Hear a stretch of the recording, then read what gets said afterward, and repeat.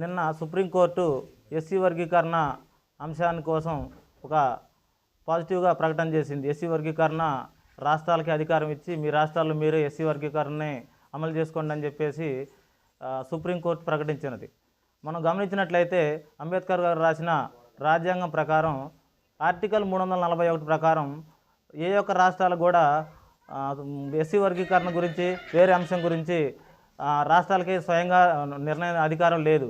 కానీ ఇవాళ ప్రభుత్వం అనేది ఎలక్షన్లో చెప్పినట్టుగానే మేము రాజ్యాంగాన్ని రద్దు చేస్తామనే దాంట్లో భాగంగానే ఈ యొక్క అధికారాన్ని రాష్ట్రాలకు ఇచ్చేసి మీ పనులు మీ రాష్ట్రంలో మీరు ఎస్సీ వర్గీకరణ చేసుకున్నారు. మేము మాకు తెలియక ఒక విషయం అడుగుతా ఉన్నాం. ఎస్సీ వర్గీకరణ చేయటం వల్ల వాళ్ళకు ఒరిగింది ఏమిటి?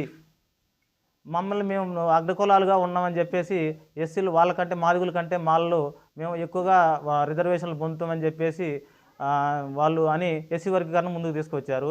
మళ్ళీ ప్రభుత్వాలు కూడా ఇవాళ ఆలోచించాలి. ప్రభుత్వం ఆలోచించాల్సిన విషయం ఏంటంటే ఎస్సీ వర్గీకరణ జరగటాన్ని ముందుకు తీసుకొచ్చి కులాల మధ్య మతాల మధ్య చిచ్చుపెట్టి ఈ యొక్క భారతదేశంలో బీజేపీ పార్టీ చిచ్చుపెట్టి 70 ఏళ్ళ ఈ యొక్క భారతదేశంలో పేదరిక నిర్మూలన, అంటరానితనం ఇట్లాంటి సమస్యల్ని పరిష్కరించకుండా కేవలం మతాల మధ్య గొడవలు పెట్టేసి వాళ్ళు కొట్టుకొని చస్తే దాన్ని రాజకీయం చేసుకుంటూ అధికారాన్ని ఇంకా 30 ఏళ్ళు కొనసాగించుకుంటూ చేయాలని వాళ్ళు చూస్తూ ఉన్నారు.